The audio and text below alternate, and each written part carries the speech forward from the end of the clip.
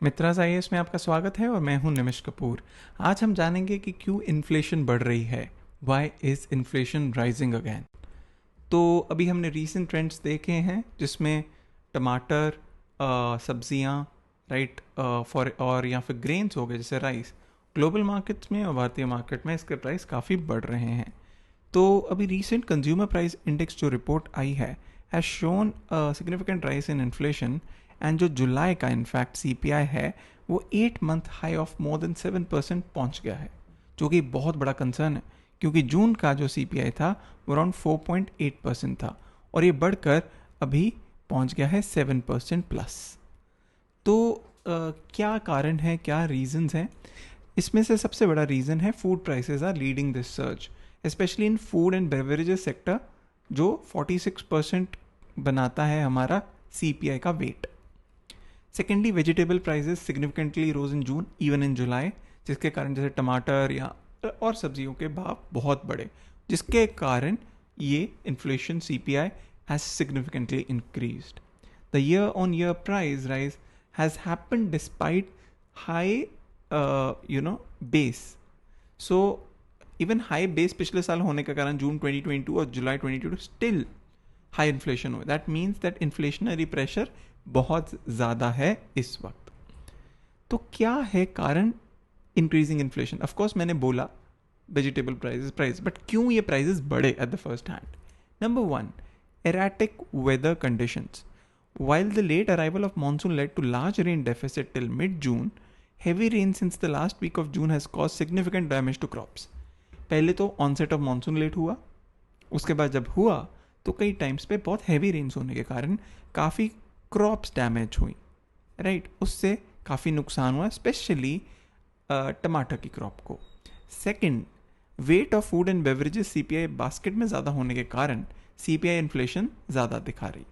So the weight currently is 45.9% and food alone is 39%। Food और beverages का करीब करीब 46% वेटेज है, जिसमें अकेला 39% वेटेज फूड का है।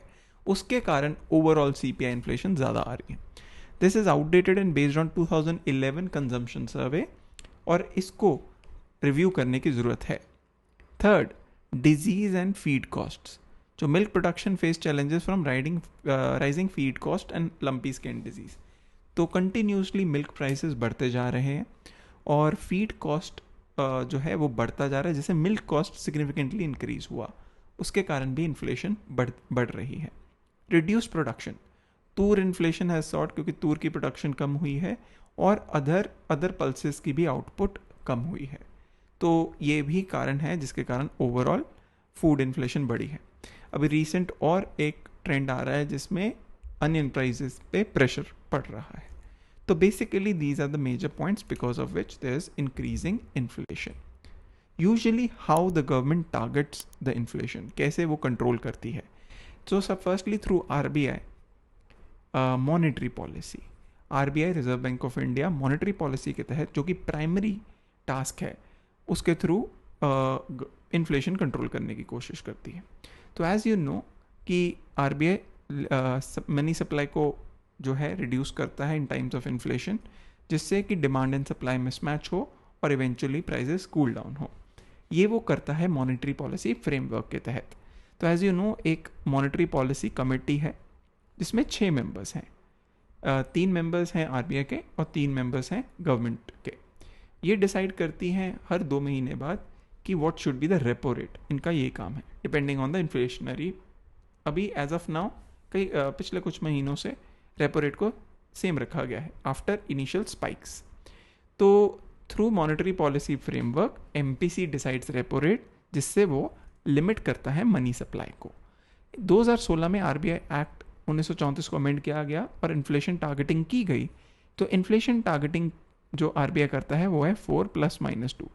उन्होंने एक रेंज बनाई आरबीआई ने कि अगर 2 से 6 के बीच में इन्फ्लेशन होगा तो हमारे लिए वो कंफर्टेबल है, बट 6 के बियॉन्ड जाएगा या 2 से कम आएगा तब हम टारगेटिंग करेंगे, तब हम मॉनेटरी पॉलिसी फ्रेमवर्क को यूज़ करेंगे और कोशिश करेंगे इस रेंज के अंदर इन्फ्लेशन रहे।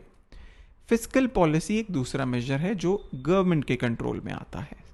एग्जीक्यूटिव गवर्नमेंट कंट्रोल के अंडर आता है, और इसमें एक है इंक्रीजिंग टैक्सेशन। जब टैक्स बढ़ेगा तो प्राइजेस बढ़ेंगे और डिमांड कम होगी, राइट। डिमांड मिसमैच होने के कारण प्राइसेस कूल डाउन होंगे। यूजुअली ऐसा किया जाता है इन्फ्लेशन को कंट्रोल में लाने के लिए। Secondly, reducing public expenditure. तो पब्लिक एक्सपेंडिचर को रिड्यूस करके, जो कि government as you know is one of the biggest expenditure करने वाला एक ऑर्गन है भारत में। अगर वो अपना एक्सपेंडिचर कम करेगा, अपने आप डिमांड कम हो जाएगी। डिमांड कम होगी तो प्राइजेस कूल डाउन होंगे, ठीक है। Other measures includes price control, export policy, जैसे कि कई एक्ट्स हैं, एसेंशियल कमोडिटीज़ एक्ट या एक्सपोर्ट पॉलिसी मेजर्स लिए जाते हैं। जैसे एक्सपोर्ट पॉलिसी रिसेंटली मेजर्स लिए गए बैन करना बासमती नॉन बासमती राइस के एक्सपोर्ट को। तो ऐसे कंटिन्यूसली एक्सपोर्ट पॉलिसी में चेंजेस लाए जाते हैं। Ban on future trading and control hoarding भी की जाती है। तो ये कई मेजर्स हैं जो सरकार आरबीआई लेती है। तो रिसेंट गवर्नमेंट, जैसे मैंने बताया, नॉन बासमती राइस का एक्सपोर्ट बैन किया गया। इवन अभी रिसेंटली, वेरी रिसेंटली, अनियन का भी एक्सपोर्ट बैन किया गया। Export of wheat also has been banned earlier. Introduction of stocking limits for wheat. Wheat की एक स्टॉकिंग लिमिट बनाई गई है कि इसके बियॉन्ड जो है ट्रेडर्स स्टॉक नहीं कर सकते। Government has given direction to cooperatives to sell tomatoes at cheaper rate. हाँ, अब फाइनली जाके टोमेटो पे वो प्रेशर ईज हुआ, करीब करीब 2 मंथ्स प्राइजेस हाई रहने के बाद। इस दौरान भारत सरकार ने डायरेक्टिव दिया कोऑपरेटिव्स को कि इसको कम प्राइस पे बेचा जाए ताकि प्राइजेस कूल डाउन हो सके। तो हमने ये जाना कि what are the recent trends और क्यों इन्फ्लेशन बढ़ रही है, क्या कारण है, कैसे उसको एड्रेस किया जा रहा है। आज का सवाल, क्या व्हाट आर द रीजंस, क्या रीजंस हैं बढ़ती इन्फ्लेशन के और गवर्नमेंट इसको कैसे कंट्रोल कर रहा है। ये सारा आज हमने अपना जाना और क्विकली मैं इसको रिकैप कर लेता हूँ। बिगेस्ट फूड इन्फ्लेशन, जो कि एक फूड सीपीआई बास्केट का बहुत बड़ा एलिमेंट है, 39%, ठीक है। ये एक सबसे बड़ा कारण है। एराटिक रेनफॉल्स, जिसके कारण फूड इन्फ्लेशन बढ़ी, right. Even pulses, high pulses prices. तो ये सारा रीज़न बना राइजिंग इन्फ्लेशन का। How government is controlling. Government control करता है एमपीसी, जो कि है मॉनेटरी पॉलिसी के थ्रू, फिस्कल पॉलिसी के through, taxation and other measures. इन केसेस में जैसे जैसे मैंने मेजर्स बताए, होर्डिंग की लिमिट्स इंक्लूड करना या banning of export of basmati non basmati rice, onions, even wheat को जिन्होंने एक्सपोर्ट रोका, और प्लस एसेंशियल कमोडिटीज़ एक्ट या अदर रूल्स एंड रेगुलेशंस के तहत सरकार इसे कंट्रोल करने की कोशिश करती है। तो ये था आज का टॉपिक। ऐसे और टॉपिक्स के लिए जुड़े रहिए मित्राज आईएएस के साथ। Thank you so much.